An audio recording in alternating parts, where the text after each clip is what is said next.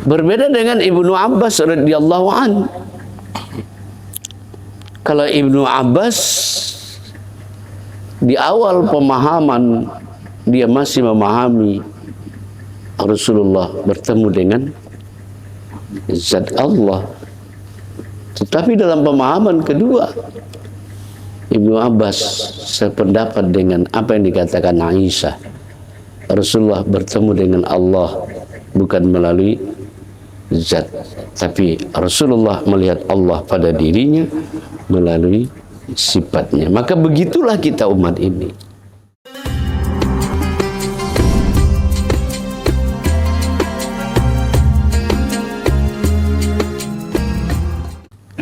Maka dalam praktek kita bersolat, karena solat itu wajib bertemu, melihat Allah, ya, pahami makna ayat aqimis sholata li zikri.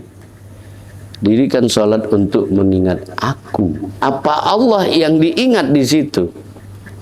Tentu menyaksikan sifat Allah di diri itulah yang kita saksikan di dalam bersolat.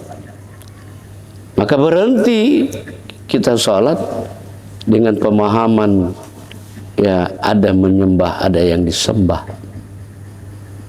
Karena kalau itu keberadaannya, apalagi kita masih awam memahaminya, tentu ada dua.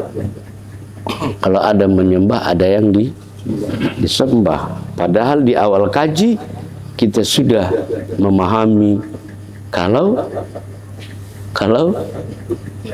kita ini tiada. Nah, jemaah yang dimuliakan oleh Allah Subhanahu wa taala,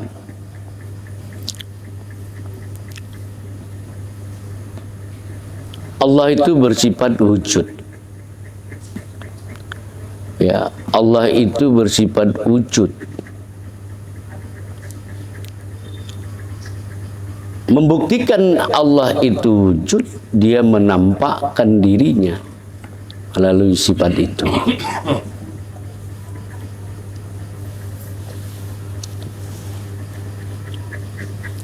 Tapi itu tadi, kita tidak bisa bertemu dengan zat. Kita batasnya bertemu dengan sifat. Maka oleh karenanya Rasulullah mengatakan al-insanu sirri wa ana sirruhu wa sirru sifati wa sifati la khairi. Manusia itu rahasiaku. Ya.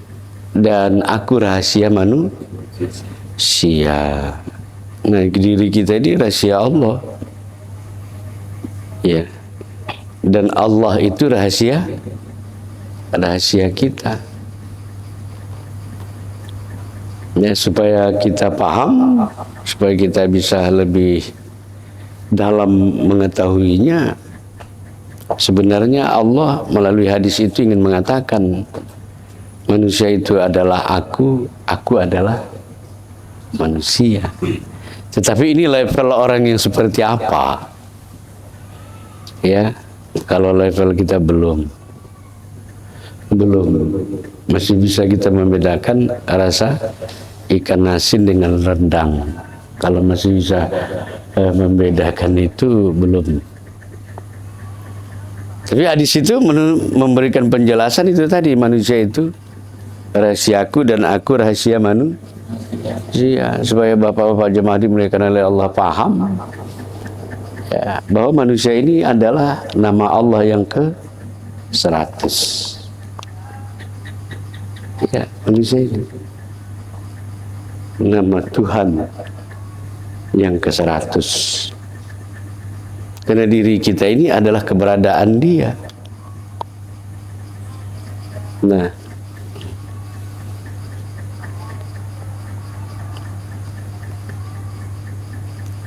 jadi dekatnya ya Rasulullah dengan Allah itulah makna sesungguhnya bertemunya Rasulullah dengan Allah, karena saking dekatnya sebenarnya. Tapi pertemuan itu bukanlah seperti rekayasa akal kita, ada Allah, ada amat, tidak. Ya, saking dekatnya. Kalau kita lihat meja, di meja itulah kita melihat kayu. Kalau kita ingin melihat meja kayu, lihatlah meja. Karena meja tak berpisah dengan kayu. Begitu dekatnya diri kita. Bagaimana dekatnya panah dengan busur, kan tidak bisa dipisahkan. Dekatnya mata hitam dengan mata putih itu. Jadi makna dalam peristiwa Isra Mi'raj Rasulullah bertemu dengan Allah itu hanya makna sebagai kias saja, yang sesungguhnya tidak seperti itu. Ya. Cuma yang dimuliakan oleh Allah Subhanahu wa taala, ya teruslah kita memahami ini, ya, bahwa Allah yang nyata dalam bentuk sifat dan dalam bentuk manusia. Nah, ini harus bisa kita paham, sehingga ketika kita dalam bersolat, ya, sifat itulah yang beribadah.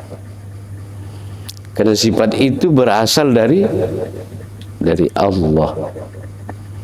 Yang hakikat sifat 7 itu, ketujuh-tujuhnya adalah ruh. Ruh ditiupkan ke jasad. Kalau dia lari ke mata menjadi basar, lari ke kuping menjadi sama, lari ke mulut menjadi kalam, lari ke kepala menjadi alim, ke hati menjadi irodat, ke kaki menjadi kudrat.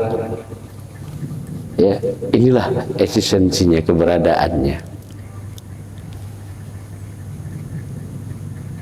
Nah, tapi tidak bisa lagi yang dikatakan hakikat sifat 7 itu adalah ruh.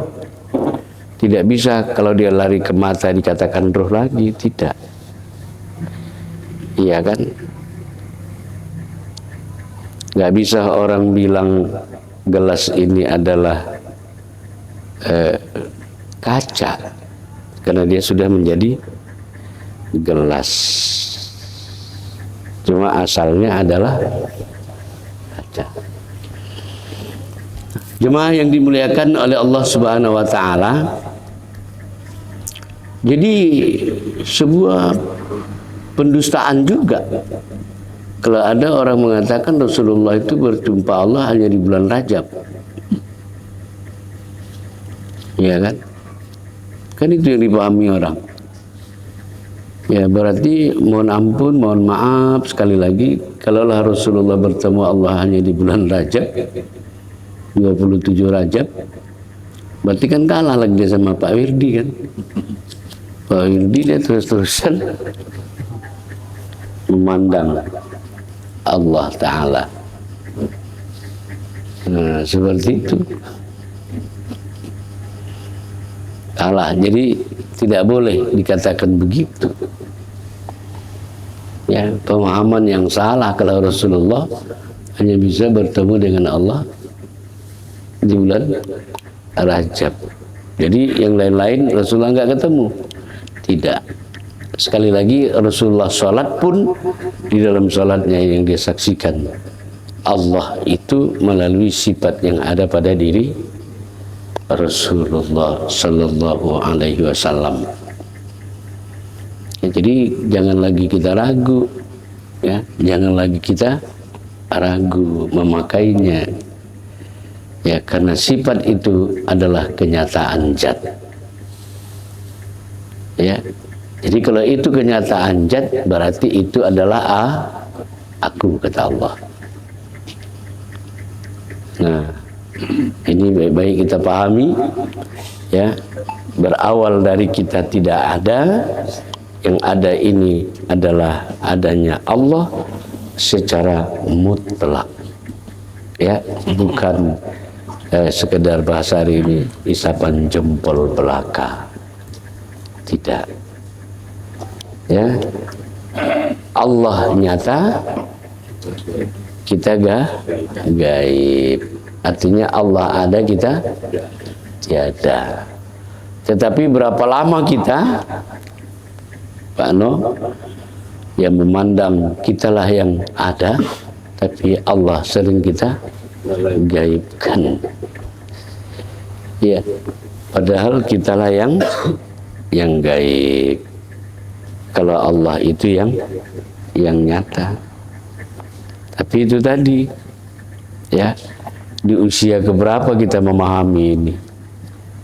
Coba lihat kita, salat kita selama ini mundur ke belakang. Ya, kita bikin Tuhan-Tuhan palsu. Ya, Tuhan imajinasi, Tuhan angan-angan. Ingatan kita kepada Tuhan yang tak jelas. Sementara Allah itu cukup jelas dan nyata pada diri kita. Ya. Jadi sekali lagi maknai aqimis sholata li zikri. Ya, dirikan kamu. Ya, dirikan kamu sholat untuk mengingat aku. Ya, jadi yang mengingat itu pun dia juga. Kita nggak pernah mengingat.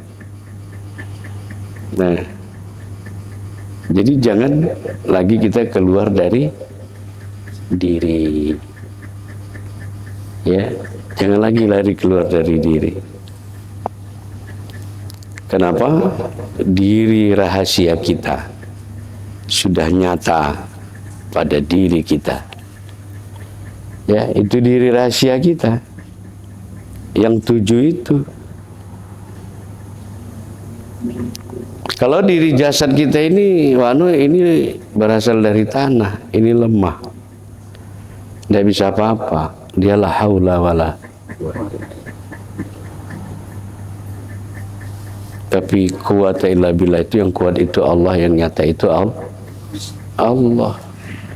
Maka kalau demikian adanya, sekali lagi ini sering saya sampaikan, bangunlah kesadaran di diri. Kalau kita nggak ada, yang ada ini hanya Allah. Dan harus bisa melahirkan rasa. Ya, rasa itu lahir. Ya, tentang keberadaan sifat Allah itu. Nyata pada zahir dan batin. Zahirnya sama, mendengar di kuping. Bukan kuping yang mendengar, tapi si sama. Yang melihat bukan mata, tapi si basar. Mulut nggak bisa berbicara. Yang berbicara itu adalah si kalam. Yang berkehendak itu bukan kita, tapi si iradat. Nah, jemaah yang dimuliakan Allah, setelah kita memahami dan bisa merasakan, maka rasa itulah yang wajib kita bawa, yang harus lengket dalam diri kita. Dibawa kemana? Rasa ketuhanan itu dibawa dalam kehidupan sehari-hari kita. Ya, termasuk dalam beribadah seumpama sholat, kita tidak wajib kita membawa rasa itu. Kalau rasa itu kita bawa di dalam bersolat, maka ketika kita pun nanti meninggalkan dunia yang fana ini, maka rasa itulah yang menghadap kepada Allah. Dan inilah yang dikatakan Allah di Al-Quran itu, ya ayyatuhan nafsul mutmainnah.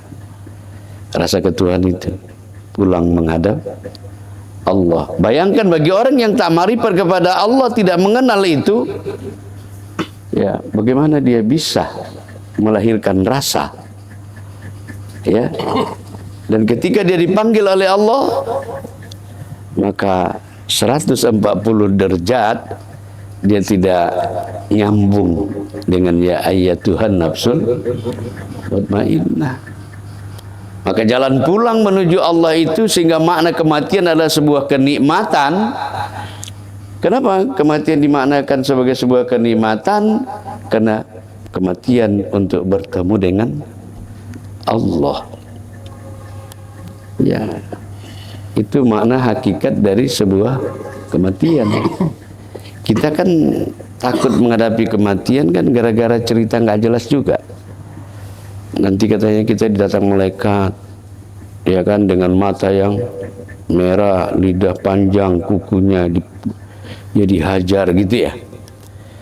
Lucu juga ya. Bukan mengatakan tidak ada azab kubur ya, jangan juga salah paham. Rupanya kita wujud di dunia ini mau kita rupanya. Orang kita lemah kok, nggak punya kehendak. Nah, cuma yang dimuliakan oleh Allah Subhanahu Wa Taala, maka sekali lagi wajib hadir di dalam diri kita rasa ketuhanan itu. Rasa itulah pakaian kalau berdoa, kalau berzikir, kalau bersolat, berhaji, dan seterusnya. Bangunlah itu di diri. Maka pertanyaannya, sudahkah kita membangun itu? Sudahkah jemaah dimuliakan Allah bisa merasakan itu? Ya, dalam 1 kali 24 jam. Rasa itu dirasakannya terus. Ya, wa huwa ma'akum itu, hidup beserta Allah itu dirasakannya. Nah, cuma kadang ini tidak, udah tahu kaji, itulah yang diwajib dia menghadap Allah. Kadang-kadang yang kita lakukan peruntungan diri ini juga bawa menghadap Allah. Wujudika zambun, wujud kamu itu adalah dosa, najis kalau kita yang beribadah. Tapi pandanglah itu. Ya, bangun, tidak sekedar tahu sifat itu, tapi bisa merasakan. Ya, dirasakan gitu, yang memandang supaya dia jadi ibadah. Pandanglah yang memandang itu bukan mataku, tapi kau ya Allah. Ketika mendengar, katakan yang mendengar ini bukan kuping, tapi samamu ya Allah. Ketika melihat ini basarmu, ini kalammu. Ya, dari apa namanya, dari ujung rambut sampai ujung kuku, ya, sampai kulit daging tulang sumsum itu kita merasakan yang nyata wujud ya Allah, kenyataan Allah, bukan wujud di diri. Ya, ini betul-betul kita pahami. Jadi bersolat itu wajib melihat Allah, jangan digambarkan kita bertemu nanti dengan dia begini, tidak. Tapi saya katakan, melihat judul itu tadi, ya, salat wajib bertemu melihat Allah. Bagi orang yang mengaji, dia akan menjawab, enggak sholat pun, di luar sholat pun kami tetap bertemu, ya, melihat Allah. Nah, inilah zikir amalan, ya, amalan zikir tanpa huruf, tanpa suara. Ya, kita hanya merasakan saja. Nah, seperti itu keberadaannya. Lebih kurang mohon maaf. Assalamualaikum warahmatullahi wabarakatuh.